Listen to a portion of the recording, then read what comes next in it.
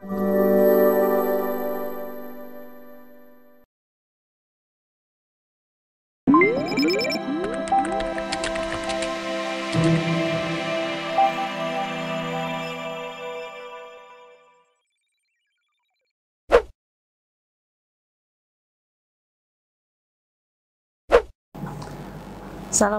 warahmatullahi wabarakatuh. Salam jumpa kepada mahasiswa semuanya. Sekarang kita masuk kepada materi ke-9, yaitu materi mengenai penyusunan RPP dan penilaian praktik mastery learning atau materi penguasaan yang mendalam.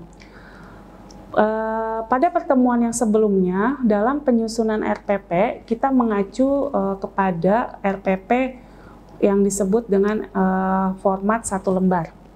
Nah, sebelum kita membahas mengenai hal tersebut, tujuan pembelajaran dari materi 9 ini adalah diharapkan mahasiswa mampu menyusun rencana pembelajaran dengan strategi pembelajaran mastery learning sesuai dengan format standar yang telah ditetapkan. Nah, standar yang telah ditetapkan, kita menggunakan format RPP satu lembar.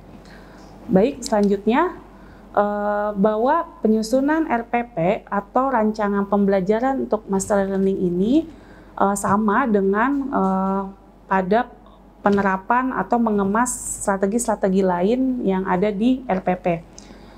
Metode yang digunakan dalam pembelajaran mastery learning ini termasuk adalah ceramah, simulasi, dan demonstrasi, gitu ya. Jadi di dalam konsep mastery learning ini secara tidak langsung guru menerapkan 3 strategi tersebut: ceramah, simulasi, dan demonstrasi.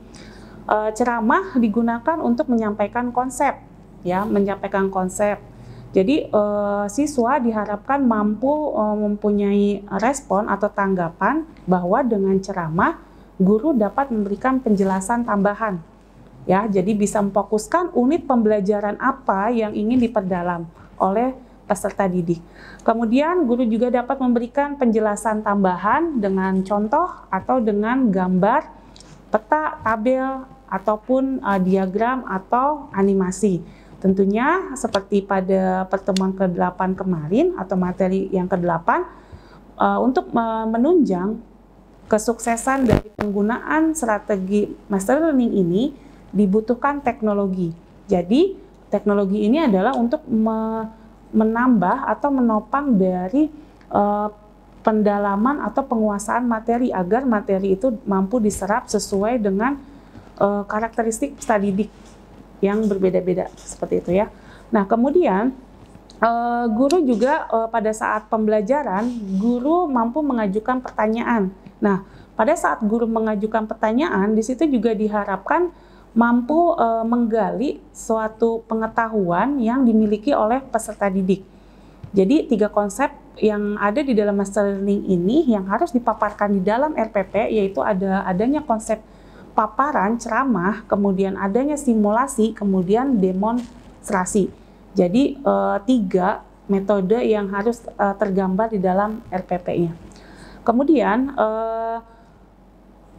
siswa ketika untuk menstimulus siswa untuk penguasaan materi lebih dalam, selain guru mengajukan suatu pertanyaan, siswa juga bisa diajak untuk mempraktikkan atau mengungkapkan kembali secara individual maupun kelompok, atau juga guru bisa dengan memberikan suatu kata kunci, kemudian siswa mencatatnya dalam catatan-catatan yang penting yang diucapkan oleh gurunya. Itu juga salah satu cara untuk memperdalam penguasaan yang berkaitan dengan metode ceramahnya.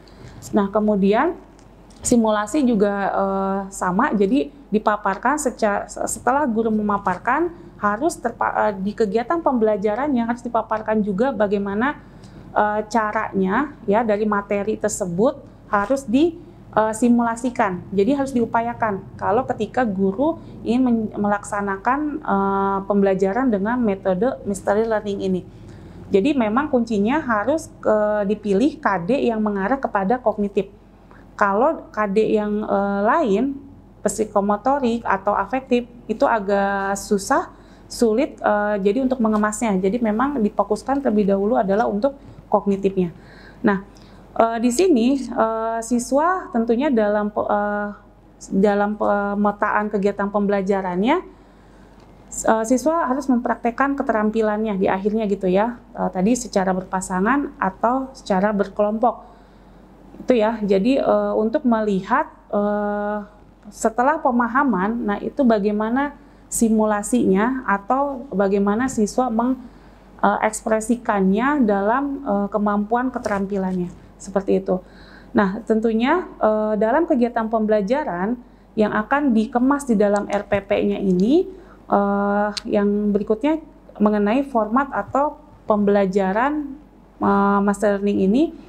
Kalau di dalam format RPP, satu lembar itu kita sudah memahaminya dalam pertemuan sebelumnya bahwa yang dipaparkan itu hanya tujuan pembelajaran, kegiatan pembelajaran, dan penilaian. Nah, tentunya di dalam mendesain pembelajaran dengan menggunakan strategi learning ini, itu kegiatan pembelajarannya harus memuat komponen dari adanya guru menjelaskan dengan lisan atau sesuai dengan konsep ceramah, materi itu dijabarkan, dan tentunya perlu diingat memfokuskannya pada materi mengenai apa gitu ya. Nah kemudian setelah itu siswa diajak untuk mensimulasikan ya, apa yang menjadi fokus pembelajaran atau materi yang ingin difokuskan. Setelah itu baru diminta, setelah disimulasikan, siswa itu harus mendemonstrasikannya secara individu. Nah, baru terakhir di dalam penilaiannya itu mencakup ke semuanya, baik kognitif, sikap maupun keterampilannya.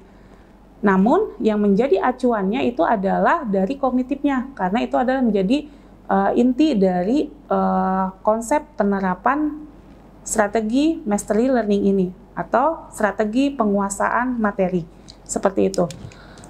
Baik, sangat mudah-mudahan strategi pembelajaran ini bisa dipaparkan atau dijabarkan dalam RPP-nya. Baik, itu saja yang dapat disampaikan pada pertemuan 9 ini. Kita akan bertemu kepada pertemuan berikutnya pada materi yang ke-10. Terima kasih. Assalamualaikum warahmatullahi wabarakatuh.